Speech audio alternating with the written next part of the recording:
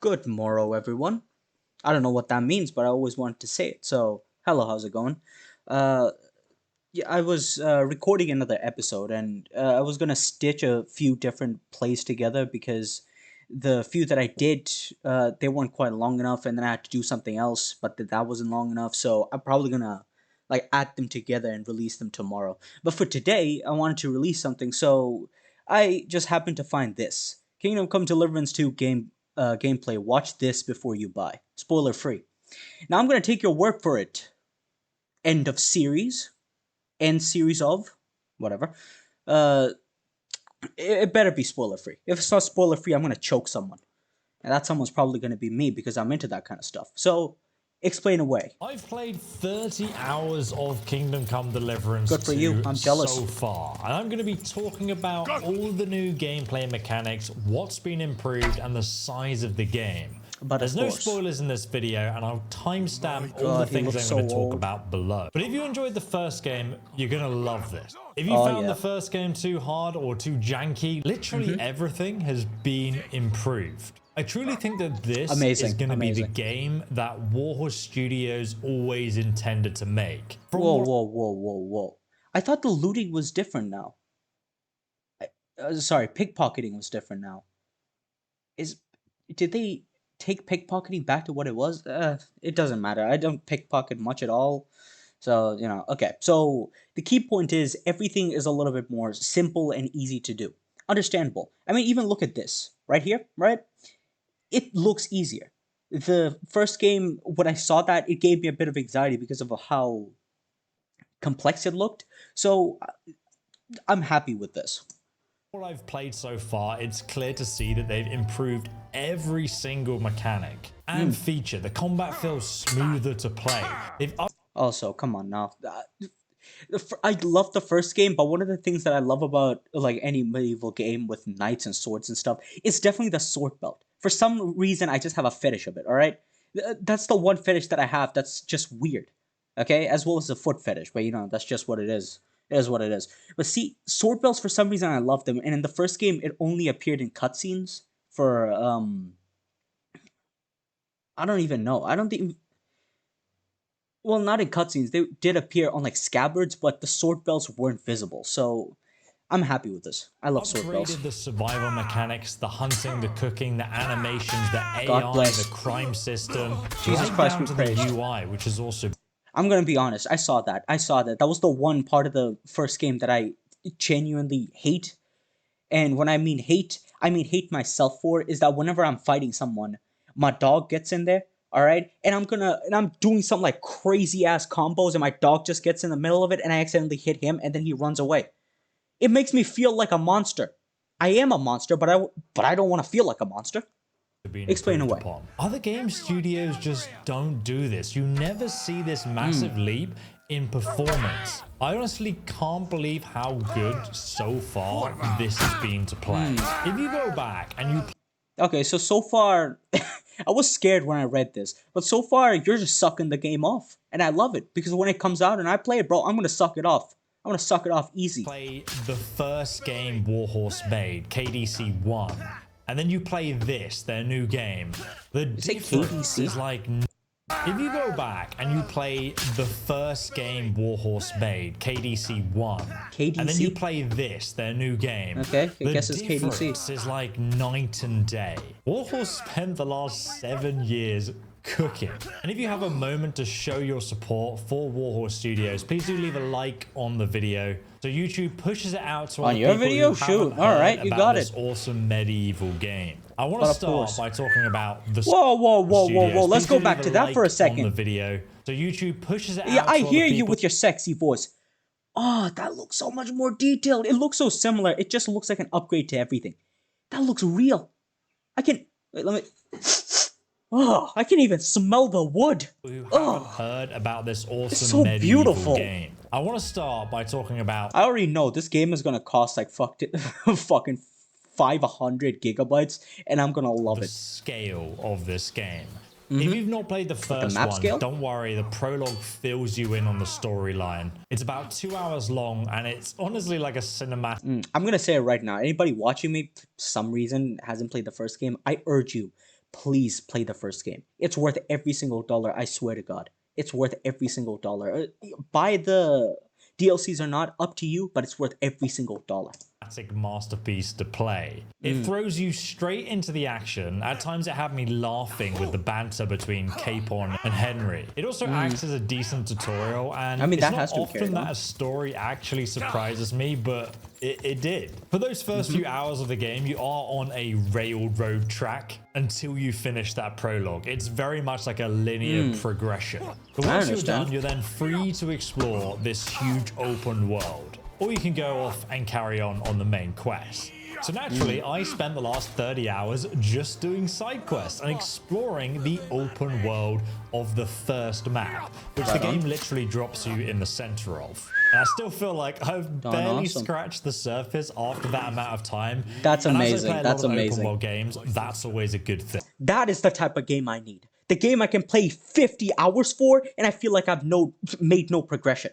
And I don't mean Assassin's Creed Valhalla. That game is dog. Okay? I mean this game. I want to waste the rest of my life with this game, and I'll be awesome. I feel like overwhelmed by the vastness of it. But there are actually two maps. You start here in the Bohemian Paradise with Trotsky Castle right in the center of the map. And then later, you're actually going to go to a larger map where Kuttenberg is based. Dude, that already looks like the size of the first game's map. And overall, that's awesome. The second game is 125% bigger than the first game in terms of size. And there's over double the amount of content in this second game. From the main quest to the side quests and the secrets hidden in the wilderness, everything is just more and more content. Look at him! From what I've experienced so far. To give you an idea though, the first game had 800,000 words. The second game has 1.7 million. So it's over double the... No. I'm sorry. I feel humiliated. That's not nearly enough. We need 5 million or we riot. Okay? We need more diversity or we riot. Oh, dude, you have no idea how good of a laugh I had when I heard the whole diversity controversy going on with Warhorse Studios. It's so stupid. Like, there is diversity, and it's just so stupid. Not just in the scale of the map, but also what's actually in the game. I feel like you gotta back off, like man. An RPG developer who's like, oh, our map is 10 times bigger, but then there's just nothing defined. No handcrafted content. And it's like... Bro, Warhorse is golden, man. Why not just make a small game that's actually good? They earned their praises, they earned all that money. Warhorse Studios respects your time. Again, this isn't my review, it's just my first impressions of what I've played so far. So here we go. But initially, when I entered this huge open world, I was honestly overwhelmed with what I should actually be doing first. So it actually took me a few hours to really dig my teeth into the gameplay, sort of get my Henry set up with some armor and gear, and then dig myself into the side quests and their storylines. Yeah, I'm going with Barbarian Henry, you feel me? I'm just going to be slaughtering a bunch of Bohemian buffaloes. Yeah, they exist. Trust me, bro, they exist. I'm going to be slaughtering a bunch of animals, wearing their skulls as hats. That's my Henry. A lot to take in. But once you do get into those side quests, you're going to be really surprised with the choices and the consequences and just the general writing and stories that Warhorse is trying to tell. There's some fun short side quests, weird, interesting NPC reactions you'll come across randomly in the environment, but then the side quests themselves turned into these huge, elaborate stories. We got a concert going on? There's a concert hall? Before I knew it, I was really immersed in helping out this nomadic tribe I found. And the game actually taught me a lot about the history and culture of these people as I was playing. Amazing. And there's actually a whole in-game codex where you can read more information about everything you find in medieval Bohemia. From witchcraft to hunting, anything that interests you, they have written illustrated information about it and how it actually was historically back then. You can ignore all of that. You don't have to touch the codex, but it's... I mean, but of course, but that's the thing though. The way they present it, it's actually interesting. When you actually go into the codex and you read it, you are actually fascinated by it because it's actual history. And it's history that not many people really look into. Like me personally, I didn't really look into Bohemia. I didn't really look into the 1400s. You know, my fascination with, history usually ranged from somewhere between the 800s and like the 1200s, like around that area. The 1400s never really appealed to me. I didn't know what was out there. This is what's out there, and I'm fascinated by it, and I genuinely like it. Go ahead. But one of the biggest takeaways from playing through these side quests, big and small, is that Warhorse clearly values your time as a player. They do a great job of piquing your curiosity and making you want to investigate. Said that twice. Grinding away your time like some kind of Call of Duty battle pass. Oh my where the company just wants you to carry on playing the game for as long as possible. No. I played this because I wanted to play more. And I'm making this video because I just really want to share my thoughts so far about the game. Now, I said no spoilers in this video, but I'm going to use 2 random encounter quests just as examples. So one guy I met very early on a road wanted to deliver a message, but he'd lost it. And one solution was just to beat him up so it looked like he got mugged. And the whole interaction was just really funny. And there's so many random interactions where you're just... Can we just go back to that combat real quick? Look at them punches. Look at them punches. Barely even touching them. And there's so many random interactions where you're just traveling along the road that you'll come across. 10 times more variety than in the original game. Another example is how the world just moves on without you sometimes. At one point, for example, these humans showed up at a pub, and I had the option to serve them or agree with the other complaining locals and get rid of them. Get rid of them? Bro, the second I see that pointy hat right there, bro, it's on sight. You know how Wolverine lunges at Sabretooth the second he sniffs him out like 12 kilometers away? That's me. That's literally me. That's literally me. Or the humans to try and keep the peace. Because ultimately you have a bunch of peasants who want to fight some fully armored war-ready... Oh, I want to fight too. What the fuck kind of armor is that? You'd never catch me dead wearing 2 different colored pants. Alright? That Gamison, not gonna lie, it's kind of nice. I ended up trying to keep the peace, and the villagers hated me because of... Keep the peace? Your father would spit on your grave. Not your real father. Your real father is probably proud of you. I meant your in-game father. But then on another save file, I was just playing the game. I went through the village a few times. I never bothered visiting the pub. But then at one point, I saw the humans leaving the town, and there was a dead guard on the pathway, and everyone was like, oh, who's murdered this guy? I then go into the tavern. There's a bunch of dead peasants that were the original ones who were arguing with those humans. So basically, because I didn't interact with that storyline, all of this took place without me being there. And I just found that... Interesting. Skyrim has something similar to that. I really don't want to compare the two, but if you're getting compared to Skyrim of all things, like Elder Scrolls 5, you're doing something right. Skyrim, sometimes if you accidentally trigger something, and if you ignore it, the world just kind of moves on without you. I mean, the first thing that exactly comes to my mind is when you have to go to warn the Jarl that the dragon is coming, and when you're entering the center of the map into Whiterun, in the fields, the companions are fighting a giant. If you see the giant, it's already activated. If you don't help them and you just move on, they kind of just start, like say, hey, yo, you a joke, bro. You couldn't even help us out? You couldn't help a brother out? Most of them are females, but you know what I mean. So, it's awesome. Really interesting. And you'll see this quite often where these NPCs are having conversations. Is looting them a crime or... complete and utter nonsense and quite funny to listen to. And other times, it will be like an indication of a quest going on nearby or a secret. Okay, so far, I'll just summarize it. It's the first game, but better in every single way. Thing that might have happened in one of their lives. It's like Humongousaur going into Ultimate Humongousaur. And these are like real people that exist in the world. And a lot of games have tried to do this in the past, but I've never felt it so real quite like with this game. And if you didn't know, in Kingdom Come Deliverance, you don't play a hero. You're just a normal peasant who most people won't even listen to.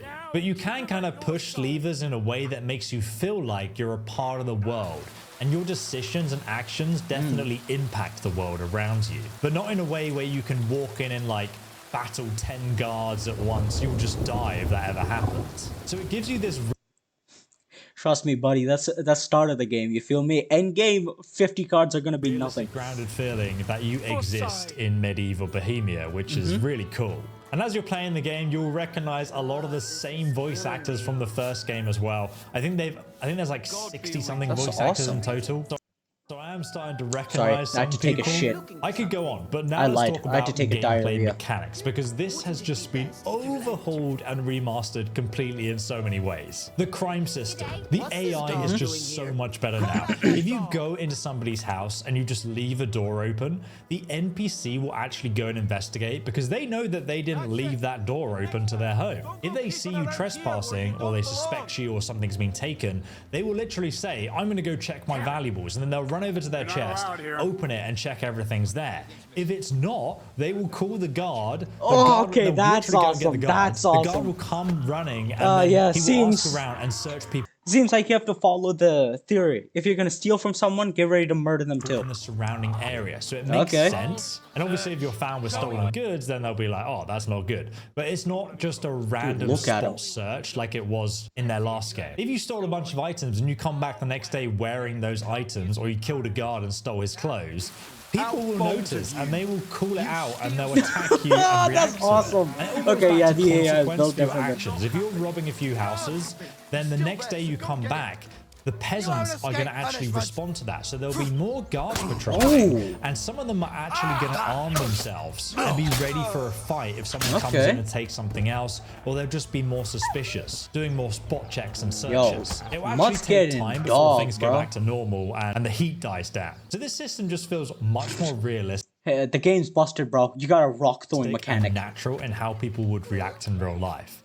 I'll be doing a whole video on the crime system, so make sure you subscribe for that. You can also now throw if you throw a rock at someone, get ready to get whacked with sex. Because you can also I'm pretty sure that's what the blade is called, right? And they'll get angry, and then you can trigger them, and they'll get the guards. The lock-picking system is also think you are? easier, Just him I would bleeding say. out. You can still find the weak point, and then you rotate the lock by just holding a button instead of using the analog controller. Okay, that looks like a nightmare. I'm not so sure if I prefer that yet myself, but me neither. I like the first game's pickpocketing system is really good fun. You've got a middle part that gets redder if they're about to catch you, and then you get a few seconds to search through their pockets and find any good loot and try and take it back to the door, which is like you reaching in and stealing it. But the biggest revamp is how the crime punishment system works. So instead of getting put in a cell and just sitting in jail till the timer goes around, you know, it's really boring, you can now get punished. So now when a guard comes to you, you can still bribe them, you can be aggressive, you can try and persuade them. But each crime actually has like a level of punishment. So you can get... Dude, look at that symbol for aggression. That looks so badass. Yeah, all the symbols look really cool. Put in the stocks, you can get whipped, except for that reputation symbol. It just looks like Thomas which is Tank just Engine. a flat-out game over. Now, each one of these things has cutscenes, but I don't want to spoil it in this video. But if you do, now, each one of these things finally has... did it. Yee, I knew it. You can aim with a knuckle this time, right? Cutscenes. Bro, you literally can't. That's so awesome. Thank you. Thank you. First game, you literally have to figure out the gist of it by missing the first shot and then aiming with the second one. This one, you aim with your knuckle. That's literally how I wanted it done. But I don't want to spoil it in this video. But if you do get branded, for example, you'll be treated like a criminal outcast to any town you visit. So people won't want to trade with you or even interact with you. Now that branding does heal after like an in-game week or something. But if you kill someone else while you're branded, you can then get hung. There's kind of like this system that stops you just going around killing NPCs and getting caught. You have to be... It just feels much more impactful now. The persuasion system is also much deeper with different and opposite aspects like persuading or lying. Is it like and conversation or threatening versus convincing. There's different aspects to real life when you have a conversation, and they've tried to emulate that in the game. Also, depending how you're dressed, you also get buffed to persuading people or being aggressive. Like if you're covered in blood, you'll be more scary. Speaking of, you can actually now wash yourself in a bucket, like in the previous game. But also, you can now go to a lake and wash yourself, and you'll be even cleaner. Or alternatively, if you want to get the mud off your armor and clothing, you have to craft soap or buy some soap and then use it to wash your craft soap. That's awesome. Clothes in a lake. So all these base game mechanics, like just washing yourself, have been enhanced. Oh yeah, so bathhouses still exist as well. Oh yeah, there you go. That's what we wanted to know. Haggling. Now in Kingdom Come 1, you could fail at haggling if you annoyed someone when you're trying to get a better price. But now in the second game, if you fail, there's like a cooldown period. So you literally cannot haggle again for a while. So there's actually like a punishment now. You also now have outfit slots, so you can Okay, have... I'm sorry. Let's just get this out of the way. The inventory system looks so good. But more than that, it feels like there's a light going on, and I love it. The best thing is, though, is that you don't need to master all of these systems. You can just use whatever works for you and then just... I mean, fair. I'm telling you right now, pickpocketing, I'm not going to master it. I need to take something off of someone, I'm just going to kill them and take them. Play the game like that. And That's some of literally the how I more did sort it. of competent techniques, you know, bandits, mercenaries, and peasants aren't going to be able to use those. But if you're in a tournament, you might get your ass handed to you by some people who are more advanced in combat. Also, the dodging mechanic is now just tied to a button, so you can just dodge left and right around the enemy. And it's actually pretty damn overpowered, in my opinion. Like, if you were just to wear less... I mean, I'm sorry, but Henry kind of has to be. I do like the idea that the reason that the combat was simplified is because it's not the first game anymore. And this game happens later on. The first game has to be like a span of what? Like, maybe a month? Has to be, right? Like a few weeks, maybe a month and a half, right? And throughout that time, Henry has to have trained. He needs to be able to defeat and, like, kill a bunch of different, like, armored bandits. Start of the game, impossible. But end of the game, very possible. Like, one or two, fairly easy. No matter what kind of a player you are, you can suck at the game. With the right equipment, right training, right instinct, you can kill at least one armored bandit without much effort at all. That's why this has to be simplified. Because this is a Henry that's more experienced now. And he's a lot more skilled. His instincts are there, you know? Like, he's physically... I'm pretty sure I heard at some point that at the start of the game, he gets hurt, and then he becomes weaker. So, you know, that, like, has kind of a level reset. But I do like that, yeah, physically he might be weaker now, and he has to build back up to that strength, but his instincts and his mind are so sharp enough to know exactly what to do. So I do like that it's way simpler, and that, yeah, like, you can make Henry OP very early on. It just fits. I like it. Armor, so you had high stamina regeneration and used that. You can actually take on people much better than you by just dodging around them. Especially works well in dodging ain't my thing, but you know, it is what it is. There's also an even wider array of different weapons, each with there their own you go. That's what I wanted damage to know. types. You've got blunt, piercing, and slashing. You also have swords, maces, warhammers, long swords, new pole arms, which have massive reach spears and are can awesome. also be used to dehorse people.